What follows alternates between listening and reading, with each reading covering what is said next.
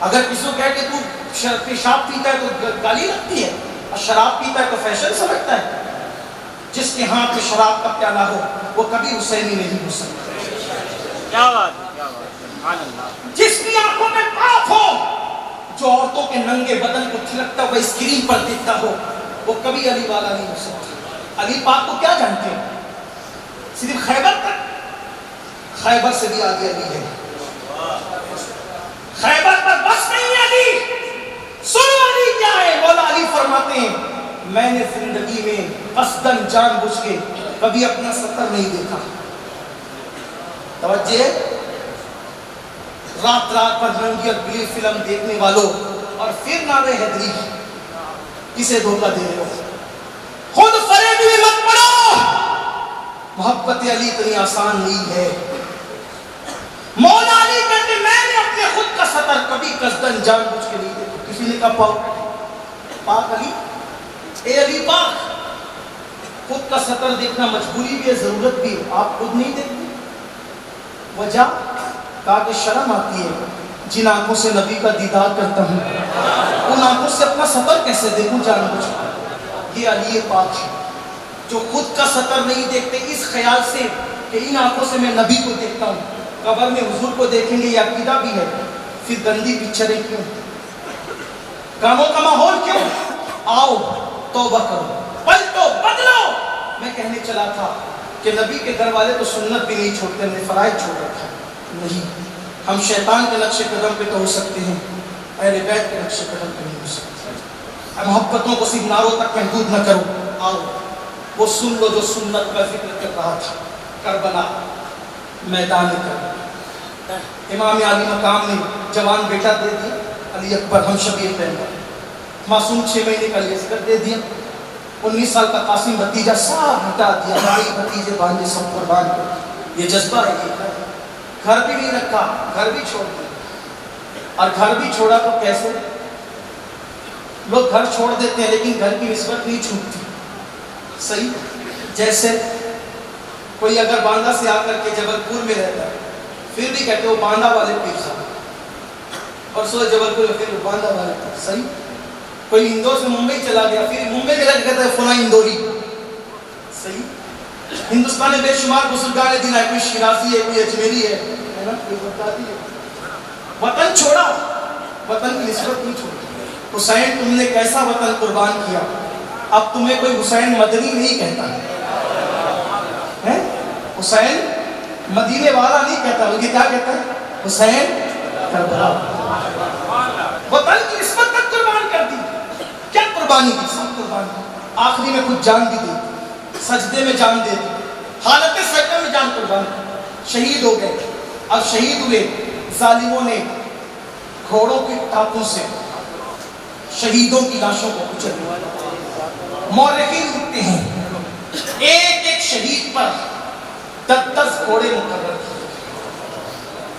ظلم کی داستان ہی اہل بیت پر، ایک ایک شہید پر 10 گھوڑے، اور وہ بھی عربی گھوڑے، اور ان گھوڑوں کی ٹاپوں سے ان لاشوں کو کچلا گیا۔ لاشیں پہچان میں نہیں آتی تھی، بیویوں نے دیکھا، اور بیویاں دیکھ کر کس قدر حسرت و یاس کو پے کر بنی ہوگی۔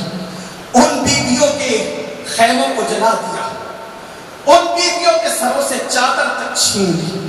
استاد زمان مولانا حسن بریلوی کی کتاب آئینہ قیامت، جس کی تصدیق اعلیٰ حضرت نے کی ہے، اس کتاب میں بھی موجود ہے کہ بیویوں کی چادریں تک چھین لی، جن کے سروں کو کبھی چاند و سورج نے بھی نہیں دیکھا تھا، ان مقدس خواتین کی چادریں تک چھین لی، معصوم علی اصغر کا جھولا تک چھین لیا، سیدہ سکینہ کے کانوں سے بالیاں نوچ لی، اور ایسی اتاری بھی نہیں نوچی کہ کان کٹ گئے، کان کی لو پھٹ گئی، اور سیدانیاں کھلے آسمان کے نیچے بیٹھی، کھلے آسمان کے نیچے۔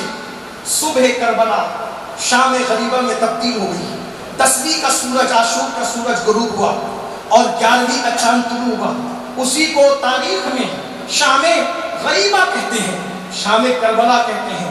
صبح کربلا کوئی خونی کم نہیں تھی، قیامت صغرا تھی، قیامت صغرا۔ لیکن جب شام غریبہ آئی، وہ خیمے جو صبح کو جوانوں سے گجگجا رہے تھے، وہ خیمے جہاں پر نوجوانوں کی بڑی تعداد تھی، اب خیمے سونے ہی نہیں ہوئے، خیمے بھی جل گئے، اب کچھ نہیں تھا، چند بچے تھے اور عورتیں تھیں جو کھلے آسمان کے نیچے رات کو بیٹھی ہوئی تھی۔ چھوٹے چھوٹے بچے بے ہوش ہوتے تھے، خواتین روتے روتے بے ہوش ہوتی تھی، ایسے میں لاشیں بے گور و کفن پڑی ہوئی تھی اور ڈراؤنی آواز درندوں کی آتی تھی۔ ایسے میں حر کی بیوی نے شمر بدبخت سے کہا، عمر بن سعد سے کہا کہ تم کہتے ہو کہ ان لوگوں کو ہم قیدی بنا کر لے جائیں، جن کے ہاتھ چھوئے جانے چاہیے تھے ان کے ہاتھوں میں زنجیریں ڈالنے کے پلان بن رہے ہیں، پیروں میں بیڑیاں ڈالنے کے پلان بن رہے ہیں۔ حور کی بیوی کہتی ہے کہ تم انہیں قیدی بنا کے لے جاؤ گے نا، زندہ رہیں گے تو لے جاؤ گے، چوتھا دن طلوع ہونے والا ہے، بچے بھی مر جائیں گے، پانی نہیں ہے، تھوڑا سا پانی تو پلا دو، زندہ رہ کر کے لے جاؤ گے، زندہ رکھ کر تو یزید کچھ انعام بھی دے گا تمہیں، مر جائیں گے تو کیا کرو گے، تھوڑا پانی دے دو۔ حور کی بیوی نے ٹھنڈا پانی مانگا، پانی مشکیزے میں لیا اور چپکے سے چلی۔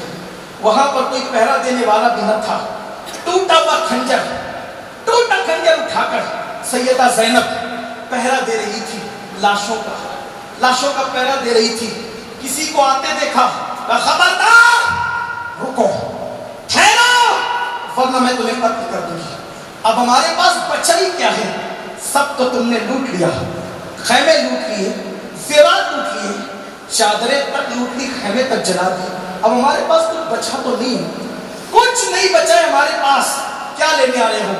آؤ صبر کا پیمانہ لبریز ہو جائے، اب آگے بڑھو گے تو میں تمہیں قتل کر دوں گی، علی کی بیٹی کو ٹوٹے ہوئے خنجر سے قتل کر دوں گی۔ اتنا سننا تھا آنے والے سائنے کا، بی بی ناراض نہ ہو، میں مرد نہیں ہوں، میں عورت ہوں، میری بات سن۔ خنجر نیچے کیا، کون ہو؟ حور کی بیوی ہوں، اہل بیت کی محب ہوں، پانی لے کر آئے۔ بی بی پانی لے لو میرا۔ سیدہ زینب ٹھنڈے پانی کا نام سن کر پھوٹ پھوٹ کر رو پڑی، لگی لے جا تیرا پانی، اب ہمیں تو پانی کے نام سے بھی نفرت ہوتی ہے۔ اے حور کی بیوی، جب میرا علی اکبر تڑپ رہا تھا پانی کے لیے، اس وقت تو پانی کیوں نہ لائے؟ جب میرا قاسم پلٹ پلٹ کر آتا تھا، میرا علی اصغر کبھی مٹھیاں بند کرتا تھا، کبھی کھولتا تھا، کبھی پیروں کو سمیٹتا تھا، کبھی پیروں کو لمبا کرتا تھا، سوکھی زبان دکھاتا تھا، تب تو ٹھنڈا پانی کیوں نہ لائی؟ اب پانی لائیے، لے جائیے پانی، ہم نہیں پییں گے۔ کہتے ہیں خاندان نبوت کو اگر بات منمانی ہو تو نام فاطمہ لو تو راضی ہو جاتے ہیں۔ حور کی بیوی نے کہا، سیدہ فاطمہ کا واسطہ میرا پانی قبول کر لو ورنہ وہ میرا مذاق اڑائیں گے۔ سیدہ زینب نے ماں کا نام سنا، اس کا ہاتھ پکڑا، لے کر کے آئی۔ سکینہ بے ہوش پڑی، جملے اختتام کو پہنچتے ہیں، جملے اختتام کو سیدہ سکینہ بے ہوش پڑی ہے۔ حور کی بیوی کے ساتھ سیدہ زینب آئی، بیویوں نے دیکھا مشکیزہ ہاتھ میں، کبھی علی اکبر کی پیاس یاد آتی ہے تو آنسو آ جاتا ہے، کبھی قاسم کی پیاس یاد آتی ہے آنکھوں میں آنسو آتے، کبھی امام حسین کا وہ ضبط آنکھ میں آنسو آتا ہے۔ پھوٹ پھوٹ کے مشکیزہ دیکھ کر بیویاں رو رہی ہیں۔ سیدہ زینب نے اپنے وجود پر ضبط کا بند باندھا، کٹورے میں پانی نکالا، پانی کے چند چھینٹے سکینہ کے چہرے پہ مارے۔ سیدہ سکینہ ہوش میں، پھوپھی امی پانی؟ ہاں بیٹی یہ لو پانی پیو، بیٹے پانی پیو۔ سکینہ نے بڑی سادگی سے پوچھا، پھوپھی امی کیا میرا چچا عباس فرات سے واپس آ گیا ہے؟ جو پانی لینے کے لیے گیا تھا، چچا میرا واپس آ گیا؟ سکینہ نے یہ کیوں کہا تھا پتہ ہے کہ جناب عباس نے آخری وصیت کی تھی امام حسین سے، مولا جہاں میں شہید ہو جاؤں نا میرا لاشا یہیں پڑے رہنے دینا، خیمے میں مت لے جانا۔ کیوں؟ اگر خیمے میں لے جاؤ گے سکینہ برداشت نہیں کر پائے گی، یہاں پڑے رہے گا لاشا، انتظار کرتی رہے گی اب آئے گا چچا، اب آئے گا چچا، تو سب ہوتا رہے گا۔